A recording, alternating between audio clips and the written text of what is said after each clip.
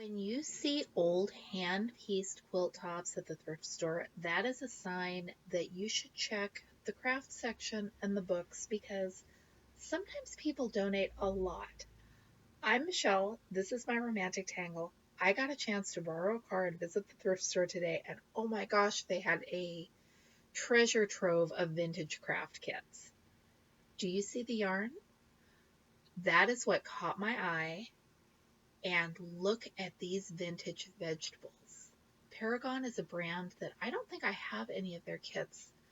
It doesn't say on the front which of the patterns is in there, but judging by all of that orange, it absolutely has to be the carrot. At least I would think it has to be the carrot. They had this one, someone had bought the pattern for those puffy frames, and then look at this wreath. I was seriously tempted by that one between the squirrel and the owl and the pumpkin.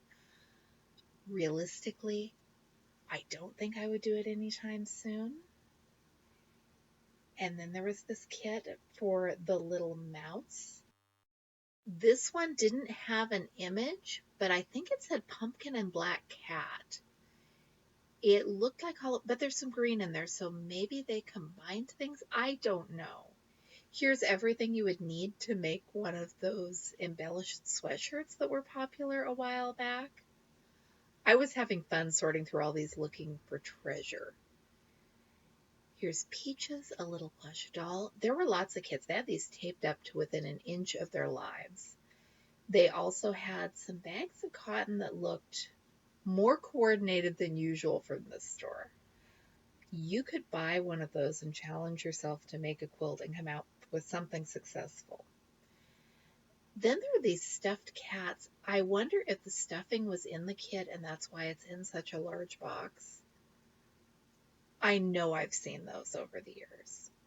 Now we're headed to the spot where the cross-stitch kits would be if they had any. That celery and carrot were not in the spot they typically would have been in this store.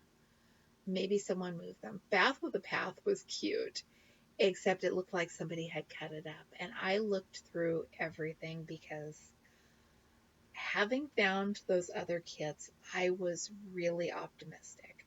Only kit they had was this little frog and some waist canvas. And then I saw these. They're little jackets, which didn't make any sense to me at first, but I love those applique images, and I thought I could make something else. I could make like tote bags, and it looked like there was plenty of felt in there. Can't tell through the bag if it is acrylic felt or wool felt. Doesn't really matter. Through the plastic, it looked like higher quality than those cheap 8x10 squares they sell now. Look at the kitchen scene and the sewing machine and scissors. Aren't those fun? I also need felt in these colors for that Wind in the Willows stuffed animal book I reviewed here on the channel a while back. So I was going to take these home. I was excited about these. And there were so many of them. I looked through the rest to see if there were any other colors of felt that I thought that I might need. And as soon as I was in the car, I broke one of the bags open to see if I was happy with the texture or if I had made a mistake. I was happy.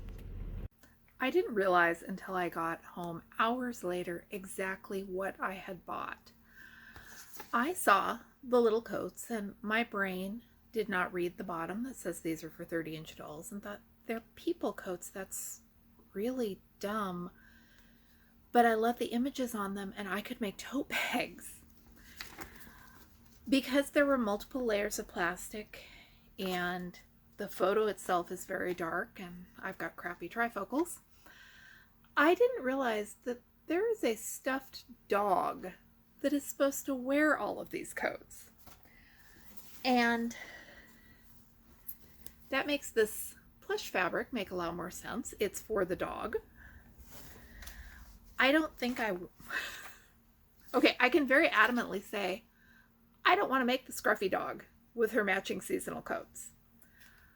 I want to make maybe some of these coats as tote bags and definitely use some of this amazingly huge stack of multicolored wool to make some of those animals from the Wind in the Willows book I showed you a while back, or some of the other felt things. There is a blog I love, Down Thunder Farm, something like that. I'll find it and put it in the description. They do amazing felt animal ornaments that would require lots of natural and neutral colors.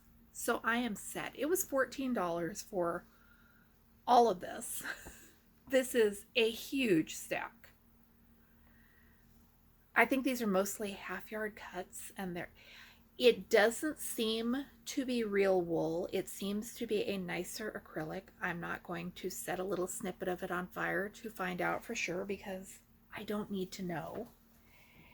And then there were also in there the specialty wooden button packs for all of the coats. So there are snowmen and spools and just all kinds of things. I could paint these and burnish them and use them as needle minders or on those tote bags I think I'm going to make, or all sorts of other things. So I'm kind of amused that I didn't notice the 30-inch dog. I'm kind of glad that I didn't notice it because I was thinking of just the appliques, just the fabric, and what I could do with them.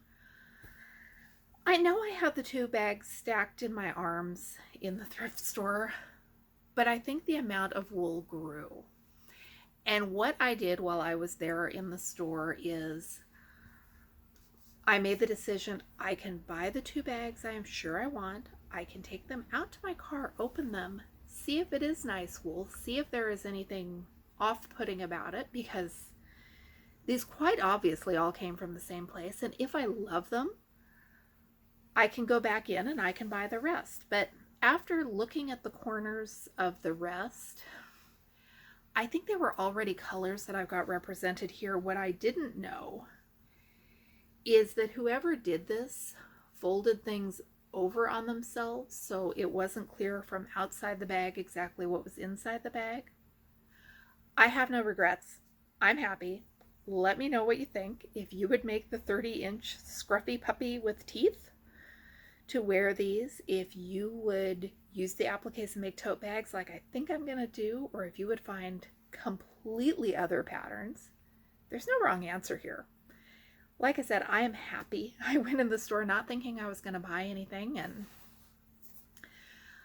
I knew that I wanted to buy some felt to make those stuffed animals. I thought I was going to buy it at Joann's. I think this was a whole lot cheaper than new felt at Joann's would have been, and I am tickled pink. Thanks for watching. I'm Michelle. This is my romantic tangle, and I'll be back with you with more videos soon.